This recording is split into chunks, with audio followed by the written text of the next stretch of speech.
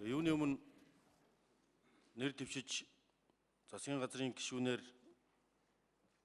томилогдож байгаа нийт хүмүүстээ баяр хүргэж амжилт хүсье.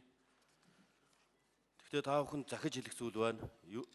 Хамгийн гол нь Монгол Ардын намд энэ сууж байгаа 65 гишүүнд ард түмэн асар их итгэл найдвар хариуцлага хүлээлгэсэн. Энэ бол энэ Монгол Ардын намын мөрийн хөтөлбөрийг үг өсөгчлэн хэрэгжүүлэх, амлсан амлалтаа бодтой хэрэгжүүлэх явдлаа.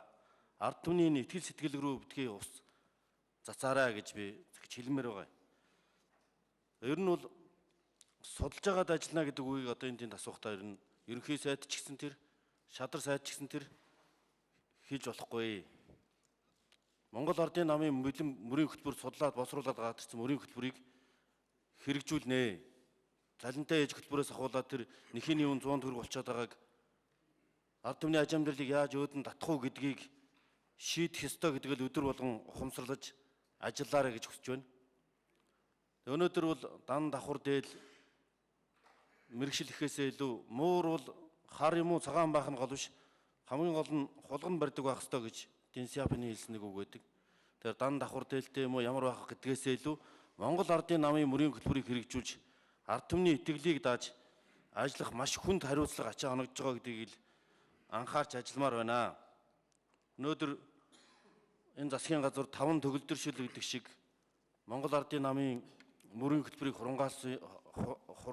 хураангуйлсан хэлдэг ийм үгийг ерөнхий сайдаас ахуулаад судалж байгаад асуудал шийднэ гэж биш. Энэ асуудлаа ард түмтэйгээ зөвлөж байгаад, гишүүтэйгээ зөвлөж байгаад ингэж хэрэгжүүлнэ гэдгийг л анхаарч ажилласаа гэж хүсэж байна. Энд сууж байгаа 76 гишүүн бол олонх цөөхөлтгүй ард түмний төлөөлөл бага ард түмэн. Парламент засгийн газар хоёрын зааг ялгааг баримталж үндсэн хуулиар олгогдсон эрх мэдлийн үүрэг харилцаа тэнцвэрийг хангаж ажиллах шаардлагатай. Ингэжээж энэ төр ёс бэхжиж зөв зүйтэй ажилланаа. Ийм учраас мордохын газгаа болж болохгүй. Бид мордохын тэгш явж намын мөрийн хөтөлбөрөөр хэрэгжүүлэхийн төлөө амьдралын үе шат бүрээр тохирсон бодлого хүүхдээс ахуулаад ахмад наснаа хүртэл хэрэгжүүлэхийн бодлогоо санаж ажиллаарай гэж ингэж хүсэж байна. Ер нь ташимд бол бас энэ ард түмнээс гишүүд тасарч болохгүй, гишүүдээс засгийн газар тасарч болохгүй. Энэ холбоос нь бол одоо энэ өргөдлийн байнгын хороо ард иргэдийн үгийг сонсдог, санал бодлыг нь авдаг бүх төрлийн байгуулалтын байнгын хороо энтэй уялдаж хамтарч ажиллаарай.